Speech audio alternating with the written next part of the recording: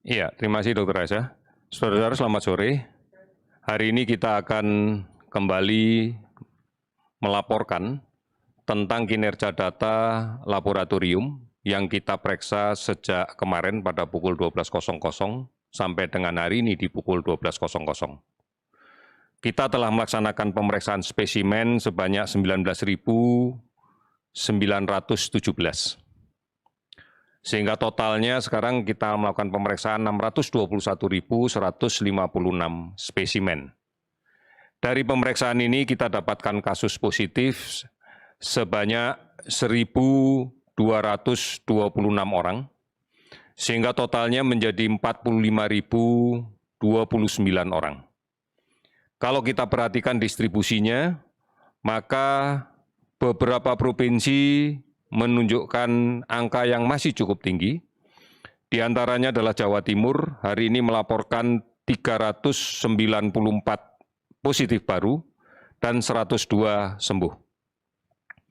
Kemudian DKI Jakarta 180 orang positif baru dan 122 sembuh. Sulawesi Selatan 112 positif baru dan 76 sembuh. Jawa Tengah 98 kasus baru dan 20 sembuh. Kalimantan Selatan 83 orang kasus baru dan 25 sembuh. Ada 19 provinsi yang hari ini melaporkan penambahan kasus di bawah 10, dengan 7 provinsi yang melaporkan hari ini tidak ada penambahan kasus sama sekali. Namun beberapa daerah kasus sembuhnya signifikan, lebih banyak dari kasus baru, misalnya di Banten, hari ini melaporkan 15 kasus baru, namun juga melaporkan 31 kasus sembuh. Kemudian Sulawesi Tenggara melaporkan 3 kasus baru dan 10 sembuh. Kepulauan Riau hari ini melaporkan 1 kasus baru dan 10 sembuh. Saudara-saudara, penambahan ini sangat signifikan di beberapa daerah, dikarenakan kontak tracing yang kita laksanakan dari kasus konfirmasi positif yang saat ini dirawat, lebih agresif dilaksanakan oleh Dinas Kesehatan daerah. Hasil kontak tracing inilah yang kemudian dilakukan pemeriksaan dengan menggunakan PCR atau menggunakan TCM dan didapatkan hasil positif di beberapa tempat yang signifikan bertambah. Ini adalah upaya kita untuk menjawab bahwa pemeriksaan harus dilaksanakan secara masif berbasis dari data kontak tracing yang dilaksanakan secara agresif.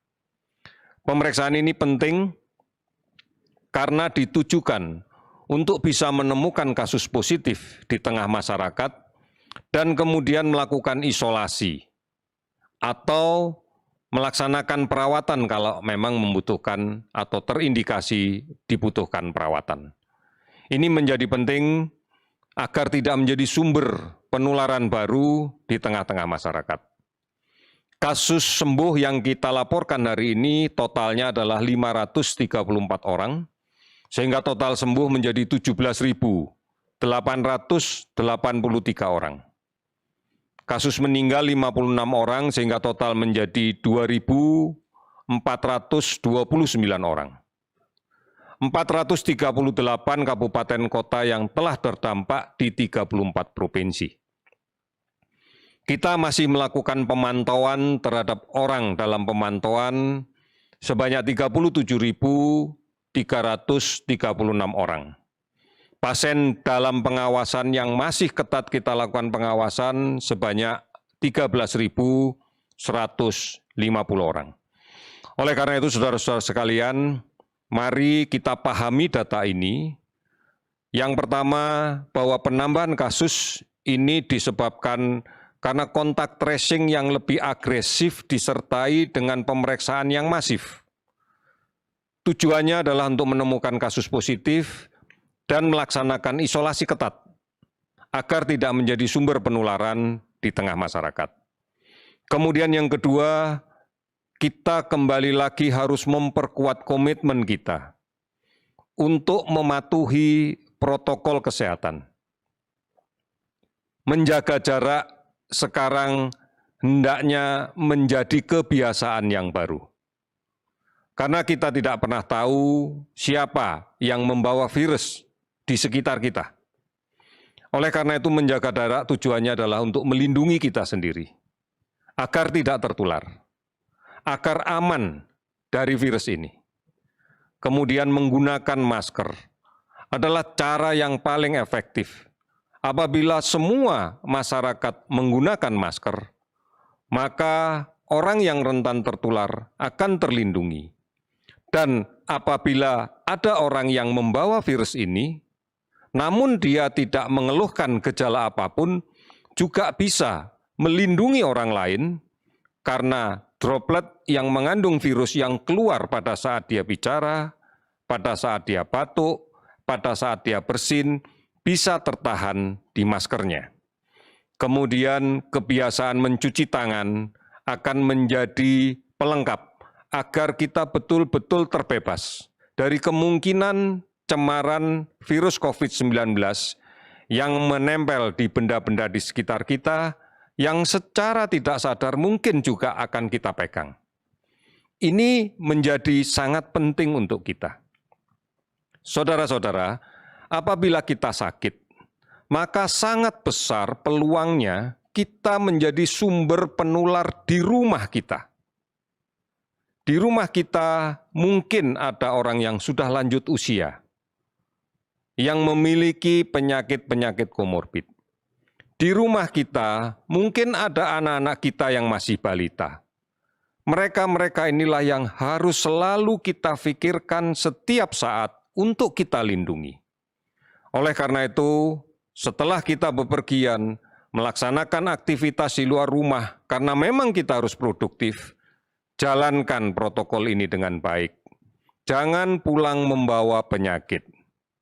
Oleh karena itu, kalaupun kita tidak menyadari bahwa kita terpapar virus ini, setelah sampai rumah, segera membersihkan badan.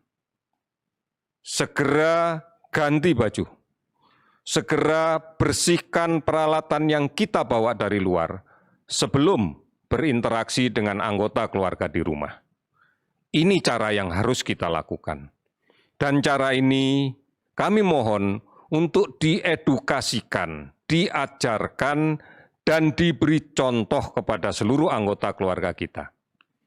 Agar adaptasi kebiasaan baru sudah menjadi sesuatu yang tidak asing lagi untuk kita. Sehingga muncul keyakinan di dalam seluruh anggota kita bahwa kita menggunakan masker karena ingin aman, bukan menggunakan masker karena takut didenda, karena takut ditegur orang. Tetapi sepenuhnya kita sadari bahwa kita menggunakan masker untuk mengamankan diri kita sendiri. Saudara-saudara sekalian, aktivitas yang sudah mulai kita laksanakan semata-mata ditujukan untuk mengembalikan kembali produktivitas kita. Agar kita bisa produktif kembali. Bukan sebagai sarana untuk menahan diri yang selama ini tidak boleh kemana-mana, sehingga kemudian euforia, kegembiraan tanpa batas yang justru nanti malah membahayakan kita. Tidak perlu kita ajak anak-anak kita yang masih balita untuk mendatangi pusat-pusat pembelajaran. Tidak perlu mengajak orang-orang tua yang memiliki risiko penyakit yang lainnya untuk menuju ke keramaian. Cukup kita. Dan lakukan seperlunya, sesuai dengan kebutuhan kita. Kalau memang tidak bisa diselesaikan dari rumah. Oleh karena itu, mari bersama-sama kita mengukuhkan kembali komitmen kita, bekerja sama, bergotong royong, peduli, dan saling mengingatkan semuanya agar kita mematuhi protokol kesehatan. Kami yakin, kita semua yakin bisa mengatasi ini. Kita pasti bisa. Terima kasih, selamat sore.